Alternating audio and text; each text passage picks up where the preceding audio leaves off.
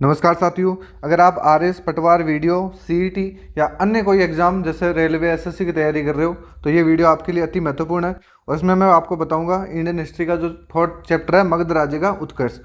इसमें अपन शुरुआत करते हैं। मगध राज्य में किन किन वंशों ने मगध पर शासन किया और उनसे कौन कौन से क्वेश्चंस बन सकते हैं। तो वीडियो लास्ट तक ज़रूर देखना और अच्छा लगे तो चैनल को सब्सक्राइब और वीडियो को लाइक ज़रूर करना।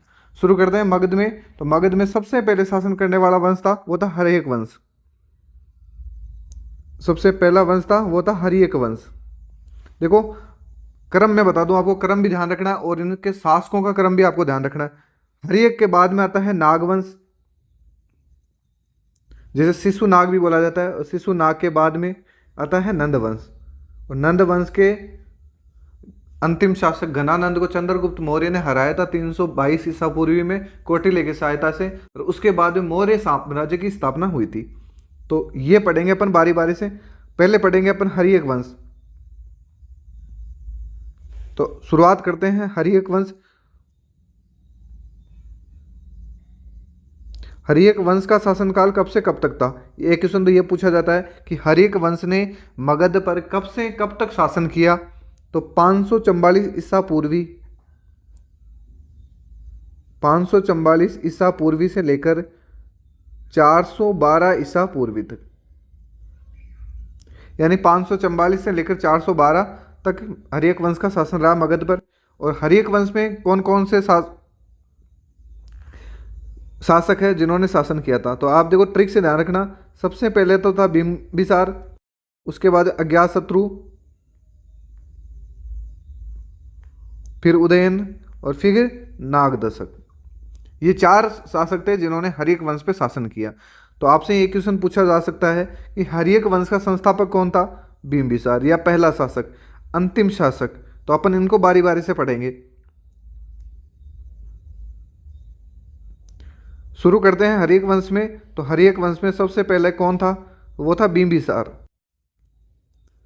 सबसे पहला शासक आ जाएगा यहाँ पे बिंबिसार। तो अपन को लिखना है। अब अपन बिंबिसार के बारे में पढ़ेंगे। बिंबिसार ने कब से कब तक शासन किया। तो 544 से लेकर 493 ईसा पूर्वी तक बिंबिसार ने मगध पर शासन किया था। वो 544 से लेकर 493 ईसा पूर्वी तक।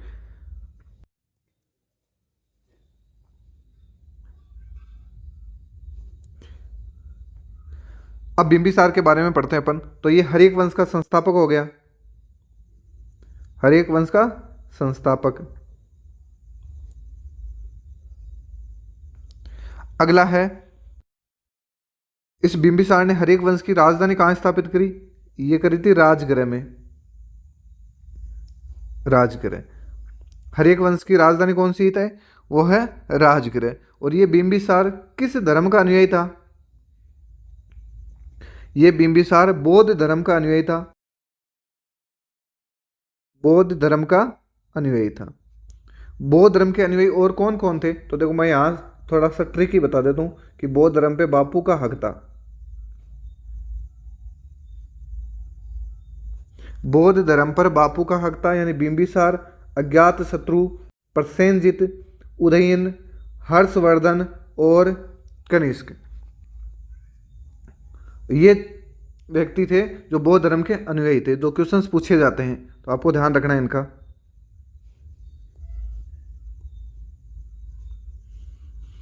आगे चलते हैं अपन। तो बिंबिसार के बारे में और क्या पूछा जा सकता है कि ये प्रथम राजा था, प्रथम भारतीय राजा था जिसने प्रशासनिक व्यवस्था पर बल दिया। प्रथम भारतीय राजा जिसने प्रशासनिक व्यवस्था पर बल दिया।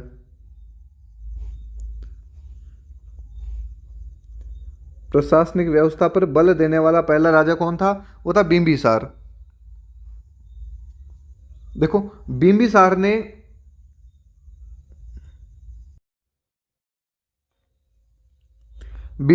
ब्रह्मदत्त को हराया था। बिंबिसार ने ब्रह्मदत्त को हराकर अंग को मगध में मिलाया था इसने। आपसे क्वेश्चन पूछ ले कि अंग को जो अंग जनपद था उसको मगध में मिलाने वाला कौन था? वो था बिंबिसार। किसको हराकर?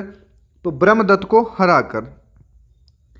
फिर आगे देखते हैं अपन, इसी बिंबिसार का एक राजवेद था, उसका नाम था जीवक। जीवक कौन था? तो ये जीवक बिंबिसार का राजवेद था और इसी राजवेद को महात्मा बुद्ध की साहित्य सेवा के लिए भेजा था बिंबिसार ने बुद्ध के। तो क्वेश्चन पूछ ले कि महात्मा बुद्ध की सेवा के लिए बिंबिसार ने किसको भेजा? जीवक ने, जीवक को। और जीवक कौन था? जीवक बिंबिसार का राजवेद था। ये आपको ध्यान रखना है। आगे चलते हैं अपन। देखो, बिंबिसार ने अपने वैवाहिक संबंध स्थापित करके अपने साम्राज्य का विस्तार किया था। तो बिंबिसार की पत्नियां कौन कौन थी?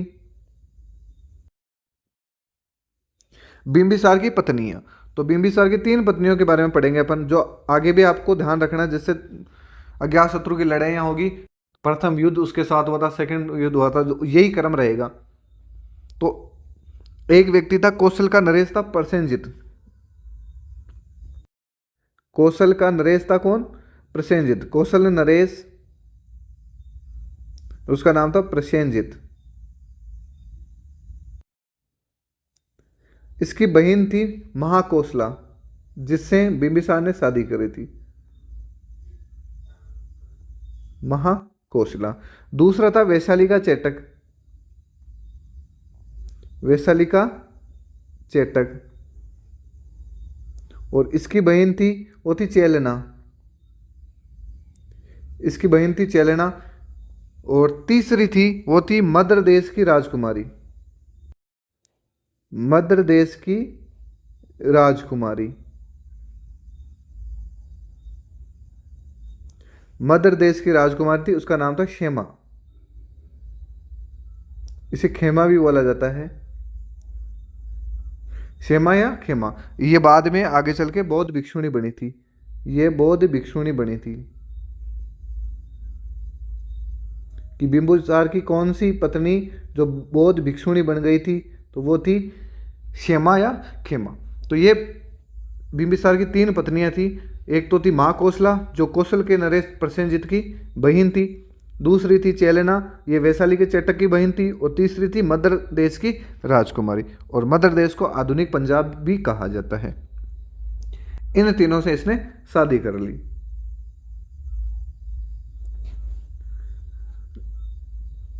फिर आगे देखते हैं। तो देखो, इस बिंबिसार की हत्या उसके पुत्र अज्ञातशत्रु ने कर दी। बिंबिसार की हत्या किसने करी? तो वो करी अज्ञातशत्रु ने।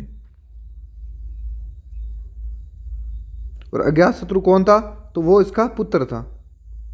हत्या ये करी पुत्र अज्ञातशत्रु ने। अब आपसे क्वेश्चंस पूछ ले कि बिंबिसार की हत्या करने वाला व्यक्ति कौन था? अज्ञातशत्रु। अज्ञातशत्रु कौन था? बिंबिसार का बेटा। तो ये वापस एक बार रिवीजन कर लेते हैं अपन मगध का। मगध में सबसे पहले कौन आता है? हर्यक वंश। हर्यक वंश का शासन 544 से लेकर 412। उसमें सबसे पहला शासक था बिंबिसार। ये 544 से लेकर 493 ईसा पूर्व तक शासक रहता है। ये संस्थापक है और इसने राजधानी बनाई थी वो राजगृह है। और ये बौद्ध धर्म का अनुयायी था। ये प्रथम भारतीय राजा था जिसने प्रशासनिक व्यवस्था पर बल दिया। इसने ब्रह्मदत्त को हराकर अंग को मगध में मिला लिया। बिंबिसार ने अपने साम्राज्य के विस्तार करने के लिए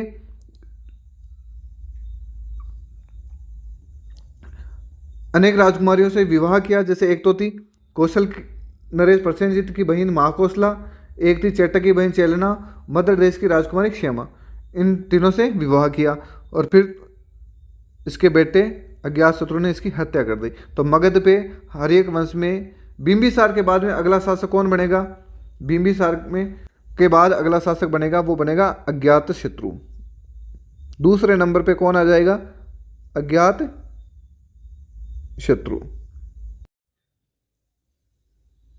इनके क्रम ध्यान रखने। अज्ञातशत्रु कब से कब तक रहेगा? देखो 493 तक तो रहता है बिंबिसार, 493 से लेकर 461 ईसा पूर्व तक। अज्ञातशत्रु की अपन बात करें तो ये अपने पिता बिंबिसार को मारकर मगध की गद्दी पर बैठा था। तो अपने पिता अपने पिता बिंबिसार की हत्या करके, अपने पिता बिंबिसार की हत्या करके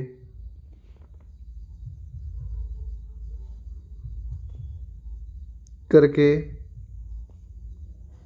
493 में गद्दी पर बैठा।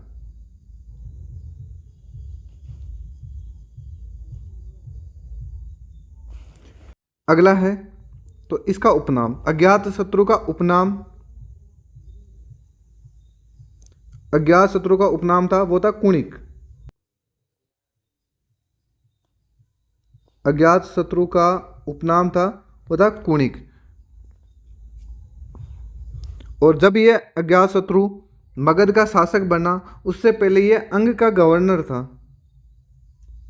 शासक बनने से पहले अंग का गवर्नर था।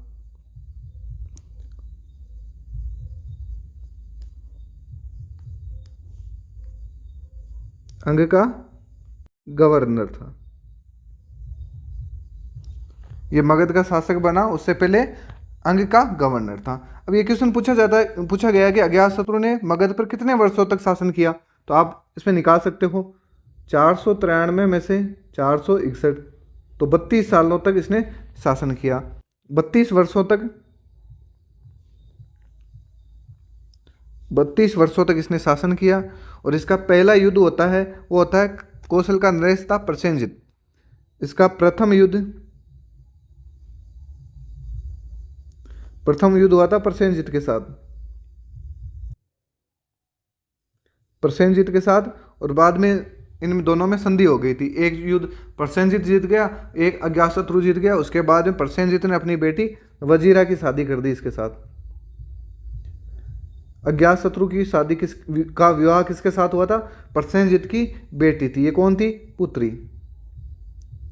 यानी अज्ञातशत्रु का विवाह किसके साथ हुआ? प्रसेनजित की पुत्री वजीरा के साथ। और पहला युद्ध भी प्रसेनजित के साथ ही हुआ था। बात करें अपन सेकंड युद्ध का, तो वहां पर सेकंड कौन था? वो था वैशाली का चेटक। तो दूसरा युद्ध किसके साथ हुआ अज्ञातशत्रु का? चेटक के साथ। फिर बात करें अपन अज्ञातशत्रु, तो देखो अज्ञातशत्रु के टाइम पे बौद्ध संगीति हुई थी। वो कौन सी हुई थी? तो देखो 4 बौद्ध संगीतियाँ होती है। कौन कौन सी, कब कब, कहाँ कहाँ? तो RVP के हिसाब से ये ट्रिक है। राजगृह, वैशाली, पाटलिपुत्र और कुंडलवन। इनके अध्यक्ष है MSTV, महाकश्यप, सभाकामितिश और वसुमित्र। और इनके शासन काल में हुई थी तो वह है AK, यानी अज्ञातशत्रु, कालाशोक, अशोक और कनिष्क। तो ये है अज्ञातशत्रु पढ़ रहे हैं अपन। तो प्रथम बौद्ध संगीति का आयोजन हुआ। अज्ञातशत्रु के टाइम पर क्या हुआ? प्रथम बौद्ध संगीति का आयोजन। प्रथम बौद्ध संगीति का आयोजन।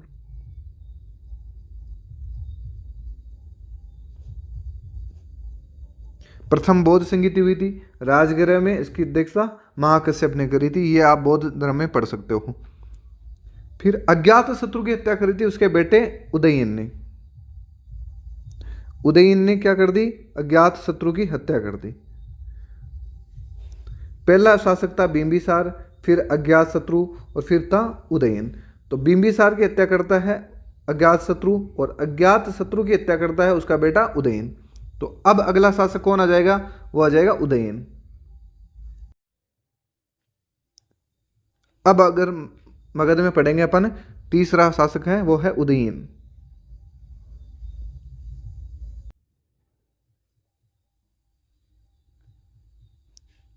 तीसरा शासक है उदयन। उदयन कब से कब तक रहेगा? तो ये रहेगा 461 से लेकर 445 ईसा पूर्व तक। अब अपन उदयन को पढ़ेंगे।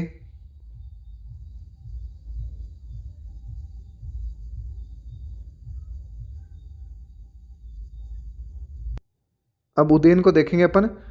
तो उदयन ने अपने पिता को मारकर यह गद्दी पर बैठा था, यानी पिता अज्ञातशत्रु की हत्या।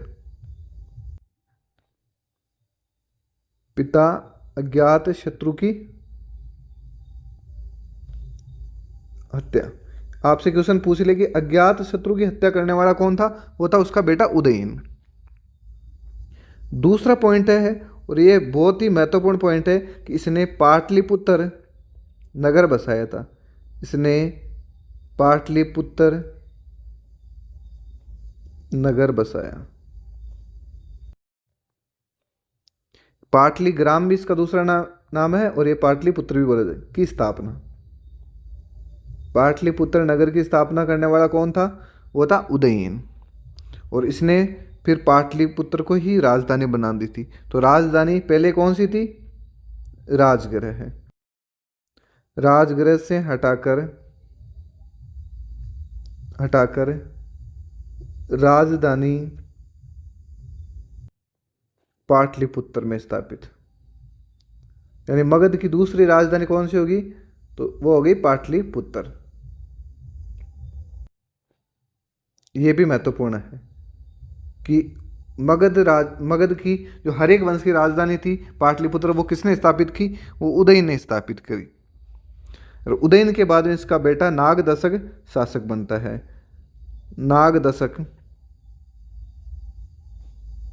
नागदशक कोष्ट में लिख देना पुत्र किसका, उदयन का, शासक बनता है। उदयन में आपको 4 ही पॉइंट पढ़ने हैं कि इसने अपने पिता अज्ञात शत्रु की हत्या कर दी, इसने पाटलिपुत्र नगर बसाया या स्थापना करी, और राजधानी वो राजगृह से हटाकर पाटलिपुत्र में स्थापित कर दी। अगला पढ़ेंगे अपन नागदशक, और नागदशक में 2 ही पॉइंट पढ़ने हैं आपको।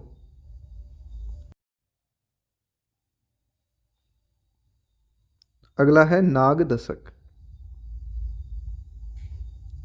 नागदशक कब से कब तक रहेगा, तो ये 445 से लेकर 412 ईसा पूर्वी तक। 445 से लेकर 412 ईसा पूर्वी तक। अब ये नागदशक कौन था, तो ये उदयन का पुत्र था। पहला ही पॉइंट है, ये उदयन का पुत्र।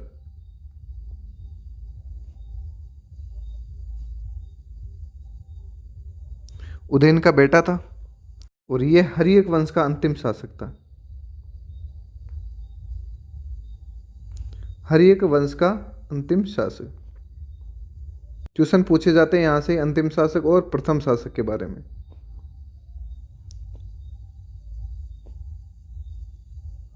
हर्यक वंश का अंतिम शासक। और इसके बाद में, यानी हर्यक वंश के बाद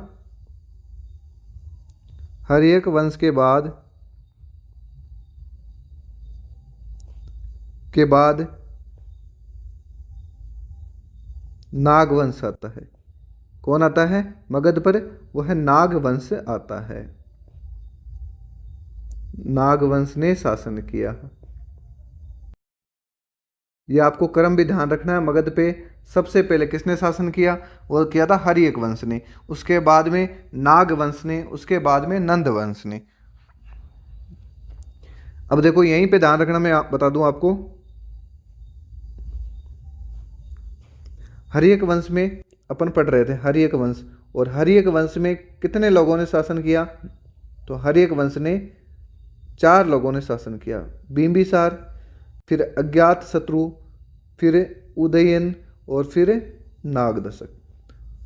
तो हर्यक वंश का संस्थापक तो हो गया बिंबिसार, और हर्यक वंश का अंतिम शासक हो जाता है वो है नागदशक। तो ऐसे करके आपको पूरा हर्यक वंश याद रखना है। मैंने एकदम शॉर्ट में करवाया है, इससे ज़्यादा इसमें एग्जाम में कुछ भी नहीं पूछा जाता। अब बात करते हैं अपन ने नागवंश में, तो अगला वंश कौन सा आ जाएगा, नागवंश। नागवंश में भी ज़्यादा नहीं, मैं केवल 4 ही लाइनें बताऊंगा आपको।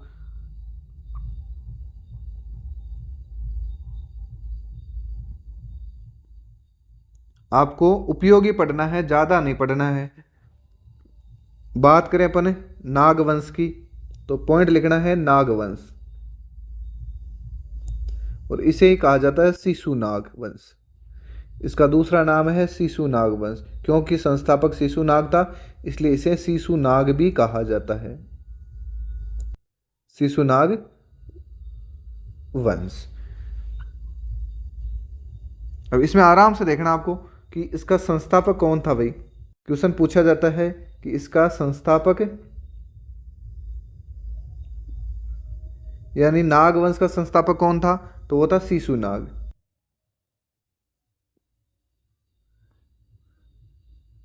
नाग वंश का संस्थापक था शिशुनाग। और इसने क्या कर दिया, इसने राजधानी बदल दी। देखो राजधानी मैं इधर बता दूं आपको, मगध की राजधानी है, मगध की राजधानी। अपन साथ में इधर इनका रिवीजन भी करते चले। मगध की राजधानी, तो मगध की राजधानी एक नंबर पे तो कौन सी थी, राजगृह। फिर 2 नंबर पे कौन सी आती है, वो आती है पाटलिपुत्र।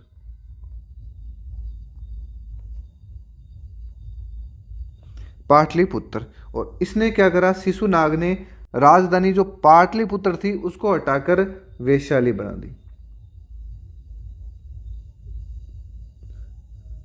वैशाली। तो तीसरी राजधानी कौन सी हो गई, तीसरी राजधानी हो गई, वो हो गई वैशाली। तीसरी राजधानी हो जाती है वह वैशाली। राजगृह तो किसने बनाई थी, बिंबिसार ने। पाटलिपुत्र अज्ञातशत्रु ने, और वैशाली किसने बसाई, शिशुनाग ने। ठीक है, ये आपको ध्यान रखना है। फिर बात करें, इस शिशुनाग का उत्तराधिकारी था एक, इसका उत्तराधिकारी था कालाशोक। उत्तराधिकारी, इस शिशुनाग का उत्तराधिकारी था, वो था कालाशोक, जिसका दूसरा नाम था काकवर्ण। क्वेश्चन पूछ ले कि शिशुनाग का उत्तराधिकारी कौन था, कालाशोक, और इसका दूसरा नाम था काकवर्ण। इसका नाम था काकवर्ण। इस काकवर्ण ने क्या करा, राजधानी वैशाली से वापस पाटलिपुत्र, राजधानी पुनः क्या कर दी, पाटलिपुत्र।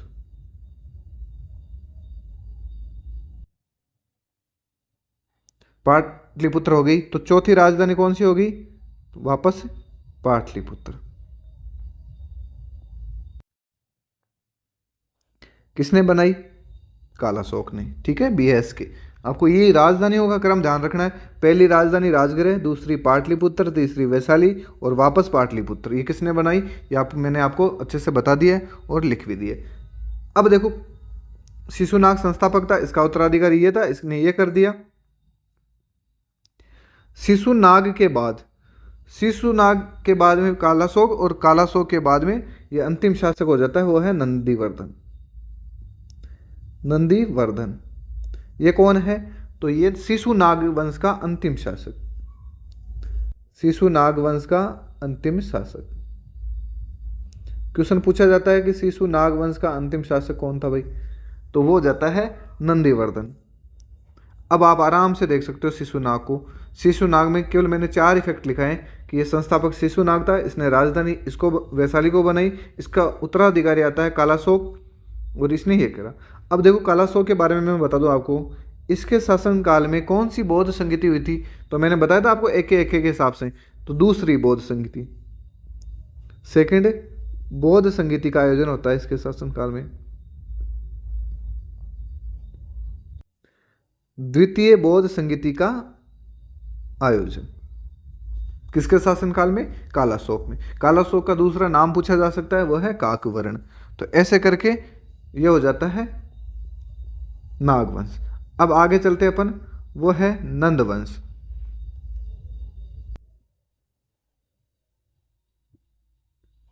अगला लिखना आपको नंदवंश।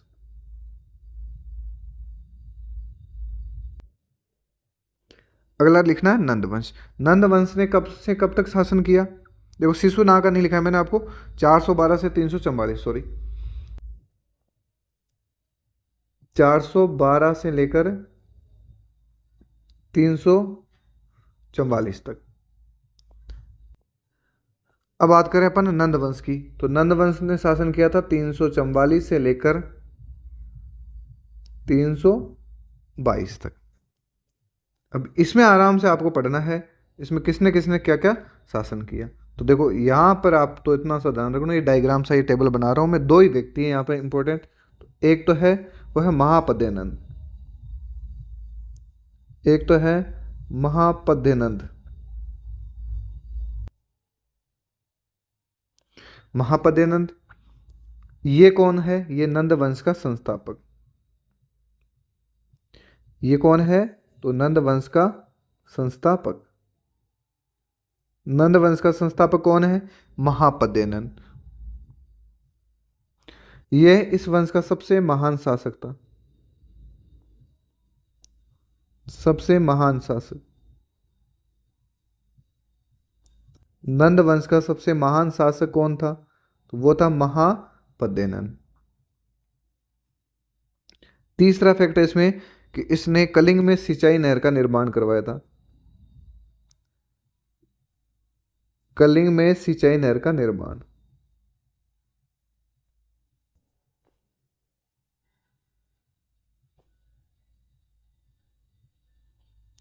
कलिंग में सिंचाई नहर का निर्माण करवाया। और ये महापद्यनंद, इसका शासनकाल आपको ध्यान रखना है 344 से लेकर 326 तक। अगला शासक आता है, वो आता है घनानंद। अगला है वह है घनानंद। घनानंद ये कब से कब तक रहेगा? तो 326 से लेकर 322, 326 से लेकर 322 तक इसने शासन किया। तो इसमें आपको देखना है तो ये कौन था? तो इसके शासनकाल में यूनान का एक शासक था सिकंदर, उसने आक्रमण किया था। यूनान के सिकंदर ने आक्रमण।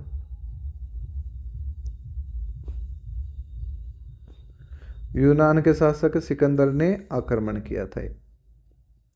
तो ये कौन हो गया? सिकंदर का समकालीन हो गया। सिकंदर के समकालीन शासक कौन था? वो था घनानंद। सिकंदर के समकालीन। ये नंद वंश का अंतिम शासक था। नंद वंश का अंतिम शासक। नंद वंश का अंतिम शासक कौन था? वो था घनानंद। क्वेश्चन पूछा जा सकता है कि प्रथम शासक कौन था? महापद्यनंद। अंतिम शासक था घनानंद। और इस घनानंद को मैं यहां लिखा देता हूं। चंद्रगुप्त मौर्य ने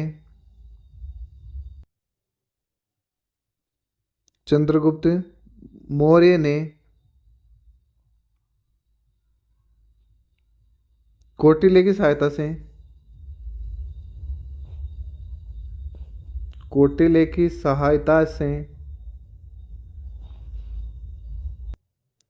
की सहायता से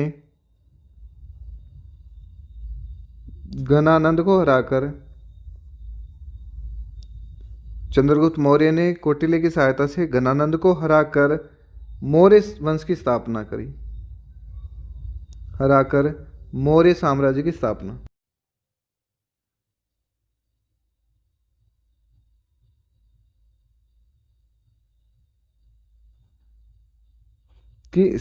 करी। कब? 322 ईसा पूर्वी में। आपसे क्वेश्चन पूछ ले कि चंद्रगुप्त मौर्य व घनानंद के बीच युद्ध कब हुआ? 322 ईसा पूर्वी में। और किसकी सहायता से घनानंद को हराया गया? तो वो कौटिल्य की सहायता से। किसने हराया? चंद्रगुप्त मौर्य ने। और मौर्य साम्राज्य की स्थापना किस वंश के बाद में होती है? तो नंद वंश के बाद में। तो आपको ऐसे आपको ध्यान रखना है। आगे अपन पढ़ेंगे अगले वीडियो में, वो पढ़ेंगे मौर्य साम्राज्य। अगला अपना पॉइंट होगा वो होगा मौर्य साम्राज्य।